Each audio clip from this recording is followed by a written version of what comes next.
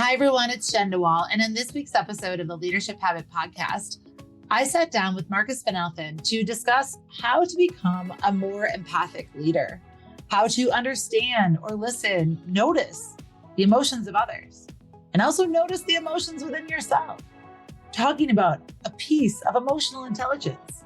But let me tell you a little bit more about Marcus before we dive in. Renowned leadership psychologist and author of more than 15 books in Dutch and English, Marcus Van Elfen developed the concept of observational listening in 2014. Observational listening goes a step further than active listening in understanding what someone has to say. By observing what emotions they are experiencing, the leader really gets the employee's story and their underlying emotions, whereby employees then feel heard, seen, acknowledged, and psychologically safe. This results in increased happiness, motivation, and overall success. This is why we need to care. Observational listening augments empathic leadership in a powerful way into excellent leadership. I hope you enjoy Marcus and I's conversation all about how to become a more empathic leader. Hi, everyone. I am so excited to have a guest today that we are going to be talking about how you can be a more empathic leader. There is not a better time than today to really lean into your emotional intelligence and develop that self-awareness and social or relational awareness to others. The world needs it. Employees aren't as happy as what maybe they were 5 or 10 years ago. And we need to be a little bit softer or take a different approach to get to the root cause to all work better together. But Marcus, I am so excited to have you as our guest today. I know that we're going to have a great conversation, and I would love if you could just tell our audience a little bit more about you, your journey, and what you do. Oh, well, I'm going to keep it the short version because my journey's been a long one. Because I never started as a psychologist. I started as an electrical engineer. And, also I seem to be pretty good at it because I, at one stage, had a company together with 3 directors. We had a staff of about 30, 40 people. And we were doing okay. The only thing was that it didn't interest me that much. So I landed up in what we call a bore-out. And in my recovery from being, burnout, bore-out, whatever you want to call it, I went this route of discovering what is it that I really want to do with my life. And that's when I was fortunate to be able to go through a kind of a assessment, I don't know what you want to call it, assessment thingy, where basically I shouldn't be working with electrons and things like that. I should be working with humans. And that is how my path started as a psychologist. And I've done all kinds of different forms of psychology as well. And along the route, I've been going far more for the leadership psychology side, which is just one very specific part of psychology. And the really interesting thing about that, to me, is empathy, which I know is one of your favorite subjects. Yes. Well, it's what we all need. And maybe the reason that I first want to say your story is inspiring in the sense that you've pursued a career path that you made that choice after, I love the expression bore out. I've never heard that before, but burnout, you decided, there's got to be something different. I have a different calling. And you actually took the action to move into it, which is so challenging for so many people for so many reasons. But I appreciate you sharing that story to hopefully give our audience, if any of them are thinking, I am feeling, bore out or burned out, I would love to, maybe explore something else in my life.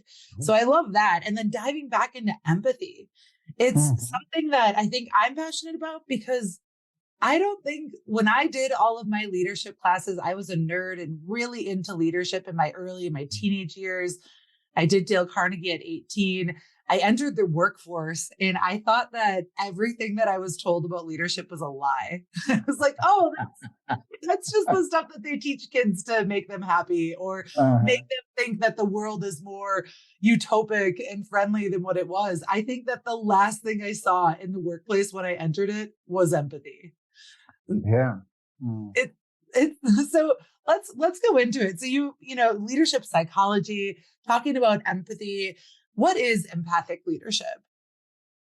Well, I think we have a lot of myths going around here as well. I mean, a lot of people have this idea, if you're an empathic leader, then it's all huggy, cuddly, being nice to one another, not saying nasty things, not confronting people. No, it's not that. It's not that.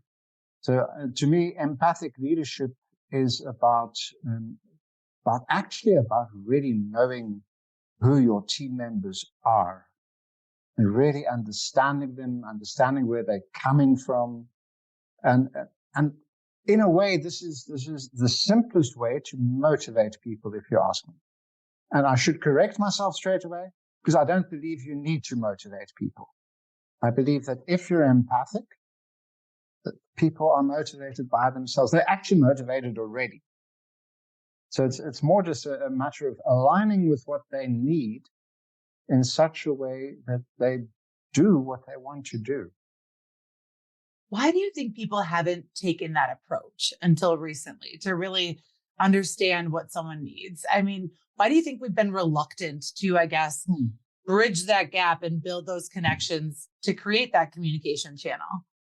Well, I don't know. I think this has got to do with many of the myths that we have. I'll give you an easy example.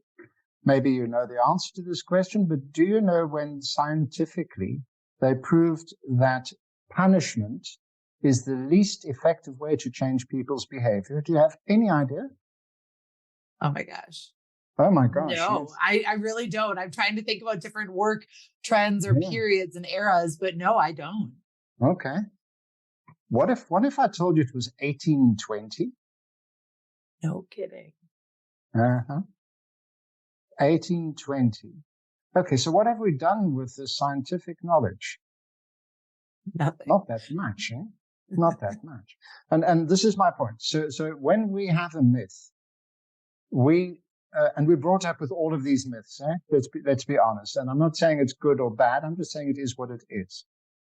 So we're brought up with all these myths that certain things are the right way to do stuff. And any information we get that counters that idea, we don't like. So we find ways to sort of push it into a corner or ignore it or go on the defensive, whatever. And I think it's the same with empathy. It's the same. It actually begins with emotions. Emotions for a long time in our society have sort of been bad things, and a sort of a bit of a side product of the way we think. Whereas that's not true if you think about it. And pushing that myth further, then we go into the organization, we go to the workplace, and you hear still today a lot of people saying, we don't have emotions in the workplace. Over here, it's rational stuff.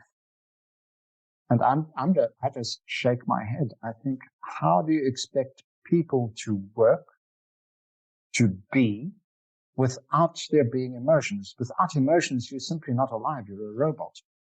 Yes. So I think that's where this myth comes from. People have these convictions about emotions being strange stuff, and no, they don't. In the workplace, we're rational and stuff like that, and we don't want to hear different. No, it's hard. Emotions are hard.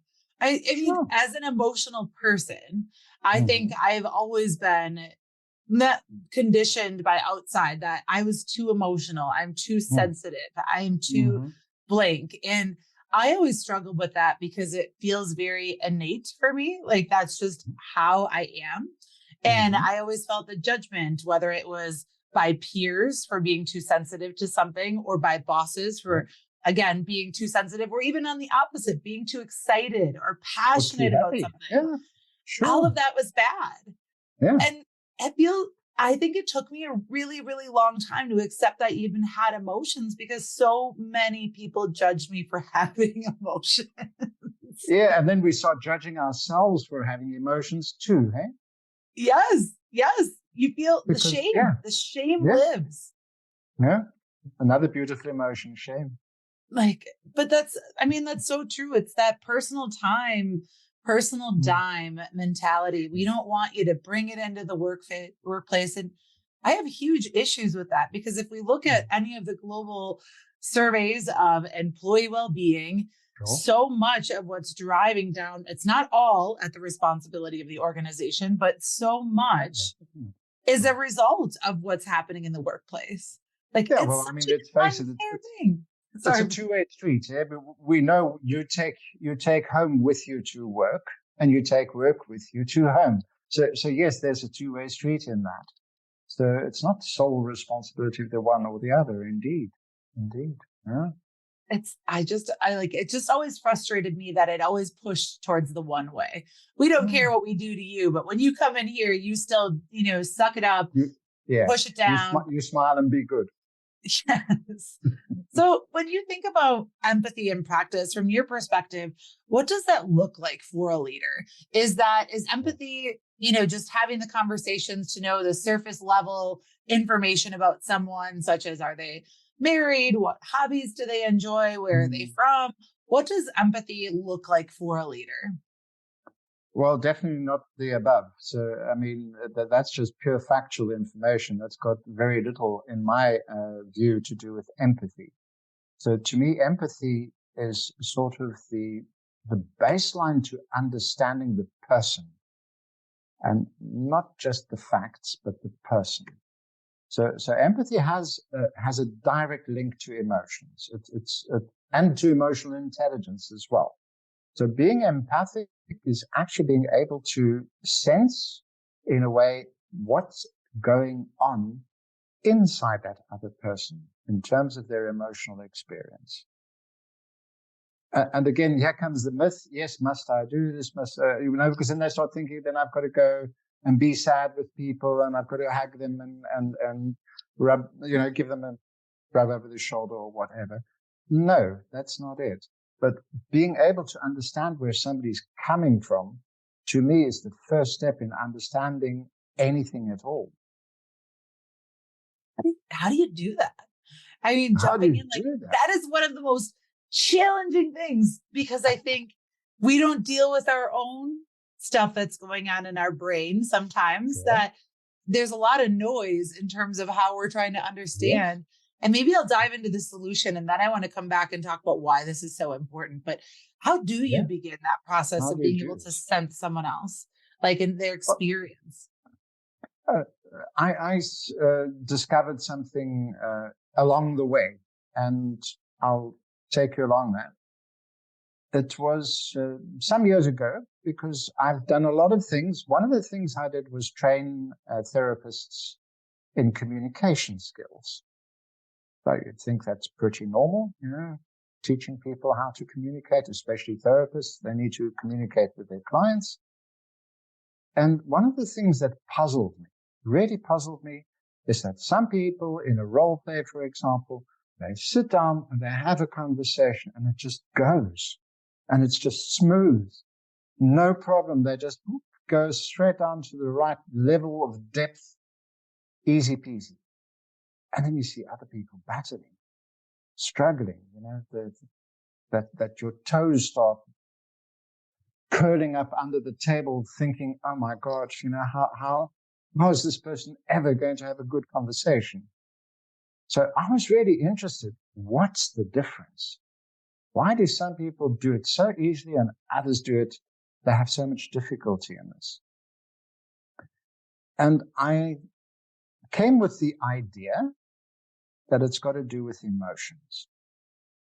And it's got to do with the people who have it, who easily get that conversation going, are those who actually observe what's going on in that other person in the here and now. So not what they're telling about their emotions, but the emotions they're experiencing now, that they somehow tune into that. And by doing that and being able to also give words to that, the other person feels heard quicker, feels safer quicker, opens up easier, and the conversation just goes all by itself. And that little idea, I started calling it observational listening. Active listening, those are all very nice tricks that you can learn.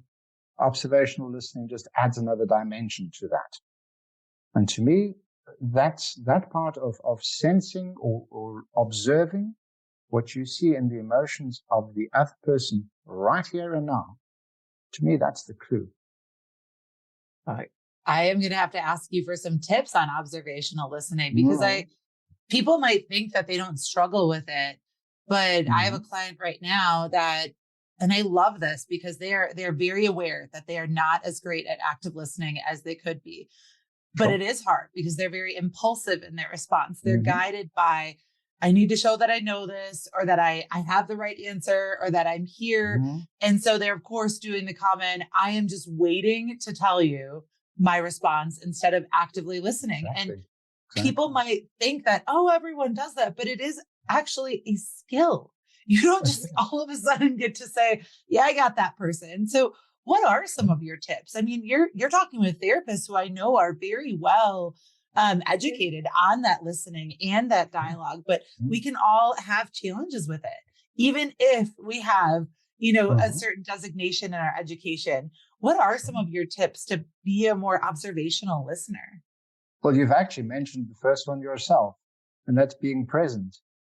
If you're busy thinking of how I should react, or what the other person's going to think of me, or is the other person going to feel heard, or whatever, you're actually busy with yourself.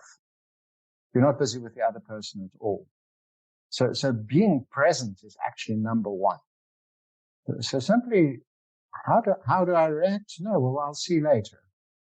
Sort of, let me first listen. Let me first hear what this other person has to say. Let me see what emotions are playing. And a lot of those emotions you see in their body language. And I mean, if I were to ask you, how would you gauge someone's emotions? I'm sure you'll have some good answers on that already. And how I gauge body language is absolutely one. Absolutely. Yeah. And that one is probably the biggest. And then I think it's actively listening for the emotion that they're describing are probably my two defaults. Okay. How about a simple one, which I'm sure you do as well? You look at their face. You listen to their tone of voice. Check. Yeah. Yes, absolutely. You look at the way they look through their eyes, the way they look out of their eyes. So all of these things are giving you a mountain of information as to what's going on.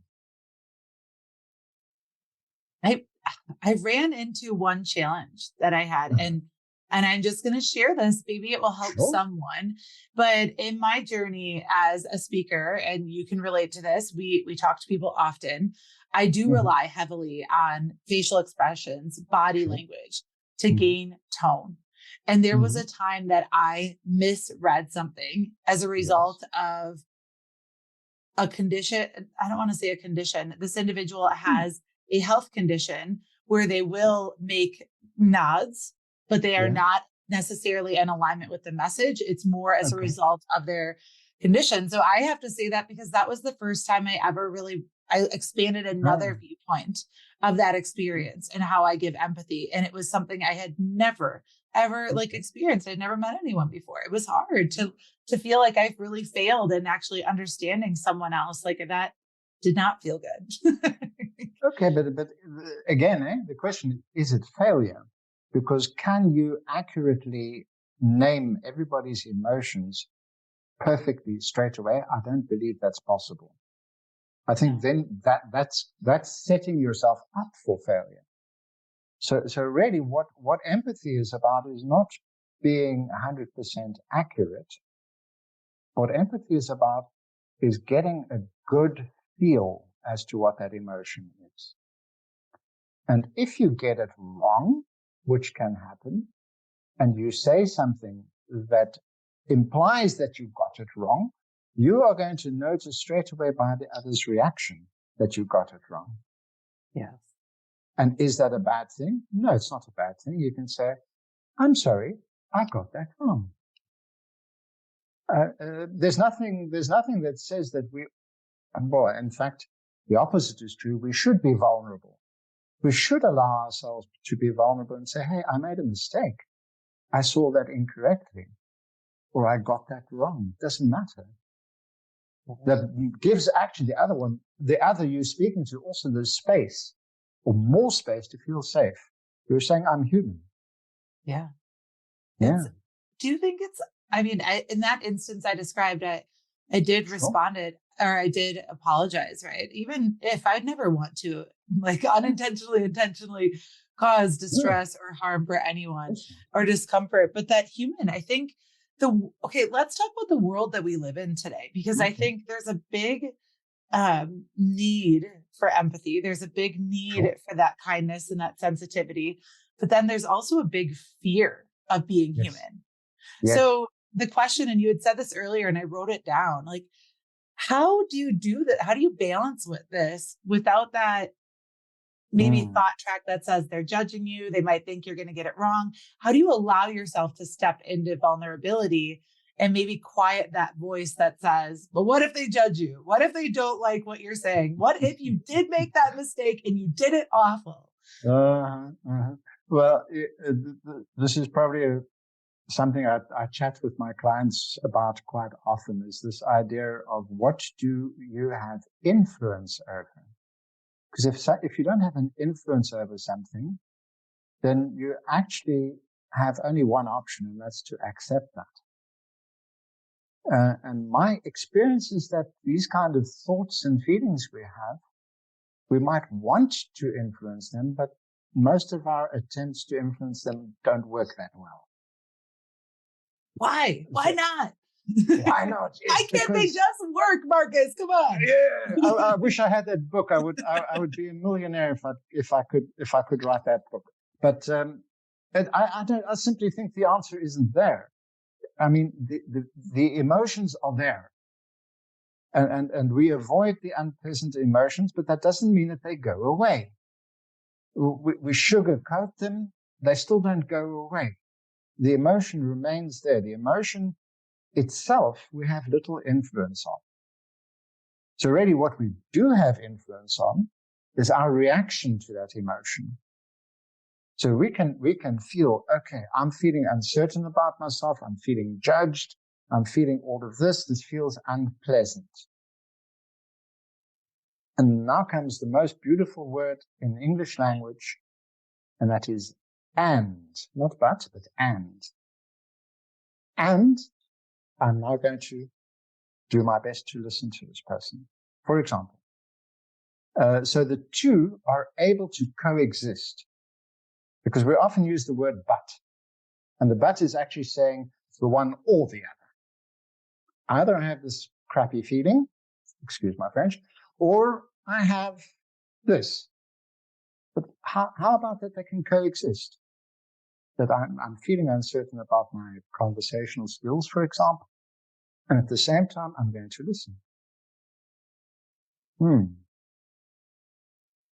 But I love so much. And I always write to make sure I'm tracking like the conversation, because you shared so much there. But, talking about avoiding the unpleasant emotions, I would love to even dive into that. But the use of and is so powerful. I am feeling uncomfortable. I am nervous about this reaction, and I am going to lean in. Exactly. But you build in one of the, I guess the question that I feel like I need to ask is, how do you help people build that self-awareness? I often notice that is the biggest challenge.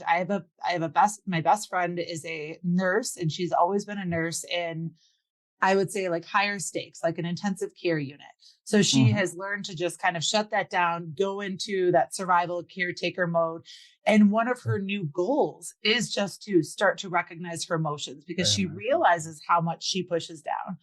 But how do you, like, from where you help people, I'm curious, how do you help people? Maybe some of our listeners might be struggling with that too, because I think it's two ways to be able to be empathic to others. You've got to learn how to connect with what you're thinking and feeling. How do you help people build that self-awareness? Well, this is a very important part also of emotional intelligence, because emotional intelligence is about your own emotions and the emotions of others. Yeah. And being able to understand them and to read them and all these kind of things. So when it comes to your own emotions, I believe we've sort of, as a society, we've distanced ourselves from our bodies.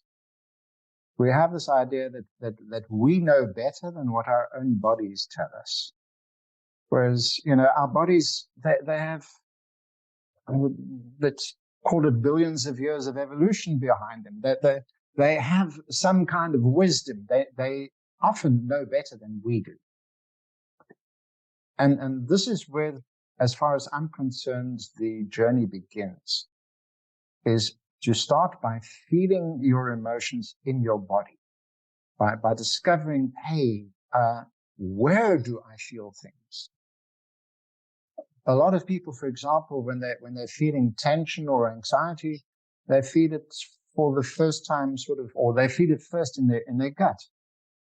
And so being aware of your body helps you to become aware of your emotions.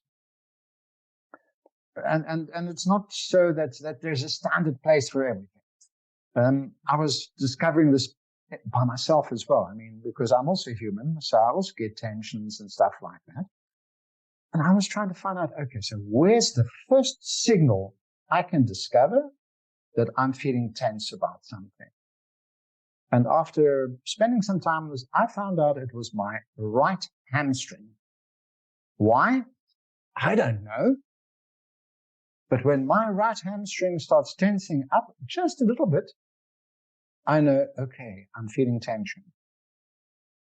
And that gives me the space to actually accept that tension instead of fighting it. I'm giving this as a simple example. So just starting with your body, being aware of what that emotion is doing inside of your body, often is the first step to becoming aware. Yeah. And people just don't, I think people, maybe it's that conditioning, emotions are bad. And I love how much space, Marcus, you give for really learning that they're not good or bad or black or white. But knowing that whether you think your emotions are happening or not, they are. Your body's having a reaction. Sure.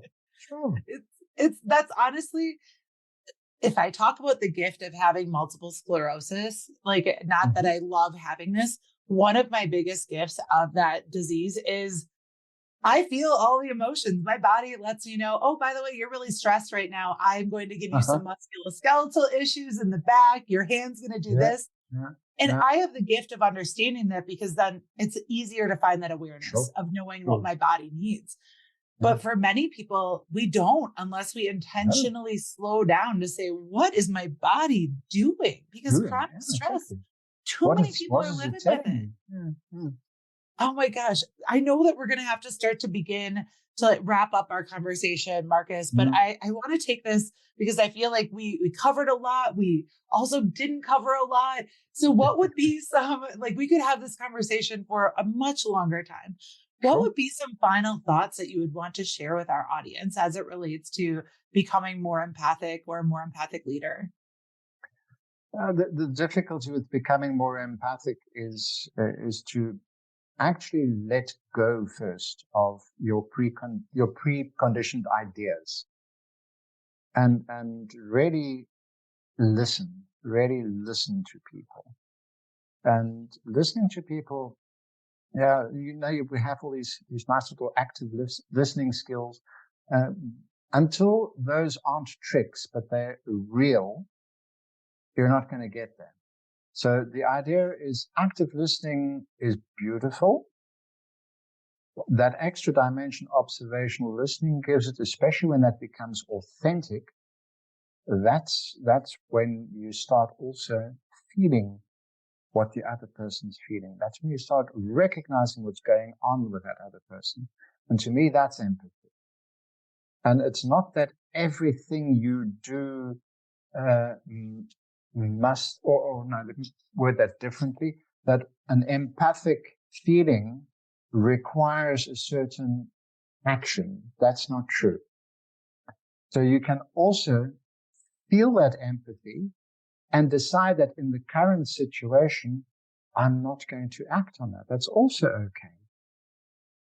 But at least you then have the choice, because you have more information. You know what's happening. You have the choice. Is this the moment to do something with that emotion the other person's experiencing? Or is it something that I should postpone for later? Or is it something I shouldn't be touching on at all because it's not my position or not my role? So it's not like there's one correct way to deal with other people's emotions either. It just broadens your options. But that's, to me, the essence. But I love this, even those choices, just presenting them. Yeah. If someone is going into a conversation, talking about letting go of your ideas of what you think should happen or your assumptions, but also recognizing that however it happens, that you have that choice. You can choose to pursue and have a deeper conversation.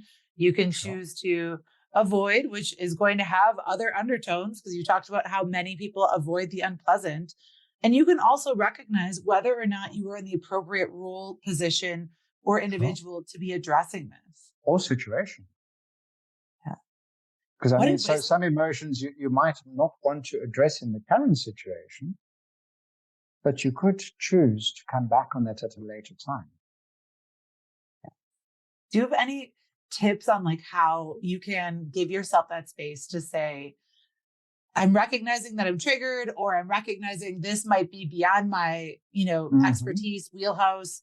I'm going to go back, do you have an exit strategy, and those ways to something, a mantra, any tips for how we can recognize any time to process this emotion, then come back to this? Well, actually, talking about your own emotion in such a case, you're feeling overwhelmed. Yeah. Or you're feeling confused, or whatever that emotion is. And we're scared to give words to that emotion. But that, to me, is the ideal way of saying, wow, what you're saying now, that really hits me. I need to think about this, or I'll come back to you on this, or give me a moment.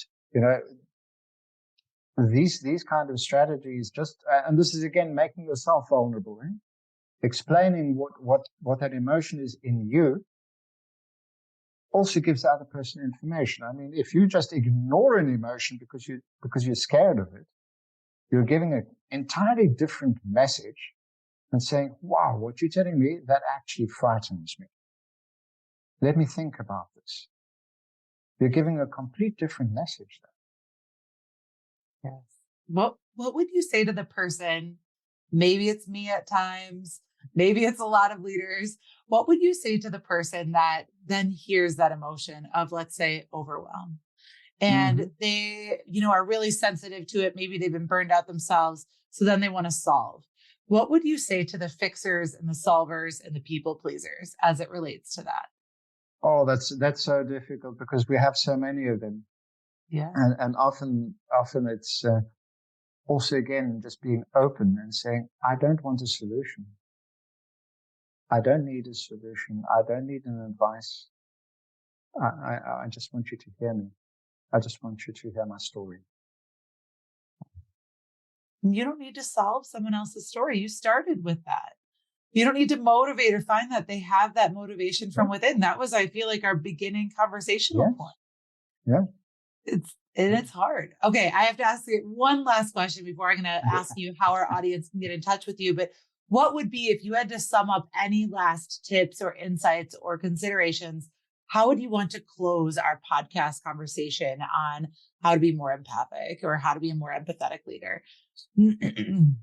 Well, I'd have 1,000 tips. I'm going to have to limit myself to perhaps one, and that is the belief, to start believing in yourself, because I believe empathy, we all have it already. And so it's not really about new stuff. It's about becoming more aware of what we can already do and putting that in more consistently, just more goal-oriented, you could almost say, that you put you start using what you already have in a more conscious way. I believe that's already half the battle won. My gosh, I agree with you there. Marcus, I've really enjoyed our conversation. How can our audience get in touch with you? How can they learn a little bit more about you? Tell us the details. Yeah, I sometimes say funny things, and one of the things I often say is I'm not out there to sell books. I've written books, but actually I don't want people to read my books. I want them to actually do the stuff that's written in there. So I want them to actually start behaving differently. So with this whole idea, I've got a website. It's called excellentleader.com. And the purpose of that is to offer people simple training modules in which they can actually go and learn about empathic leadership. They can learn about psychological safety. They can learn about sustainability and all these things, and literally also practice the skills that fit with that. So that's basically my mission is I exist to make the world a better place by making people more empathic, more human. That's my why, as I call it. And really, that's my goal. So the first course that I developed, I also offer it completely free of charge, so people can try it out. They can see if this fits with them. They can see, and perhaps they can learn something from it too. That's what I'm hoping. Yes. And take action and make that world a better place. I love that. Yeah. I want you to do something. And you gave us a lot that we can do, right? Even that compassion we can offer to ourselves, to understand that our emotions are not bad, to know and be curious with others, to show up and be present. These are all things that you had gave us today. To also know that you can just listen and not answer or not solve, and just be there and have and give yourself time. You've given us a lot of action steps. And Marcus, I just want to say thank you so much for your time, for your expertise. I really appreciate you coming down as a guest for us. And I hope that a lot of our listeners can take action to become more empathic leaders. Thank you so much for joining us today. Absolutely my pleasure. Thank you for having me. Thank you so much for listening to this week's episode of the Leadership Habit Podcast. I love the myths that Marcus busted at the beginning. One specific that I always want to call out: emotions are not good or bad. Emotions are indicators and responses of what we need, reactions to information. I also appreciate him talking about how we can support others instead of trying to solve their challenges. Now, I really hope that you take this as a call to action, just what Marcus ended with. Go and do. Become that more empathic leadership and propel yourself into what Marcus would describe as excellent leadership. Now, of course, if we can help you in any way to develop those foundational skill sets, to be an effective leader, to be the leader that people want to work with, head on over to Crestcom.com. We have a full leadership development program that is designed to help you be your best. And a bonus, what you could do is go on to Crestcom.com and request a complimentary leadership skills workshop. This is a team building event that you and your team can do together to work better together, to solve those challenges, and heck, maybe even enjoy coming together. Thank you so much for listening to this week's episode of the Leadership Habit Podcast. Don't forget to check out Marcus, and also head on over to Crestcom.com and see how we can help you become your best self.